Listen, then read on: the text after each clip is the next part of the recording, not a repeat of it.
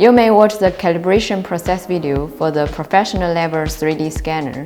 Today, I want to talk about the importance of calibration. First, what is calibration? Calibration is calibrating the scanner to ensure the most accurate data, scanning, and alignment. In other words, it makes the scanner more accurate so that you can get best scan results. Secondly, why do we need to calibrate our scanners? Usually, the scanner has been accurately calibrated before shipping from the factory. However, the camera's accuracy may be affected for the following reasons. After a long time using, long-distance transportation, changes in the environment, external forces, and violent collisions.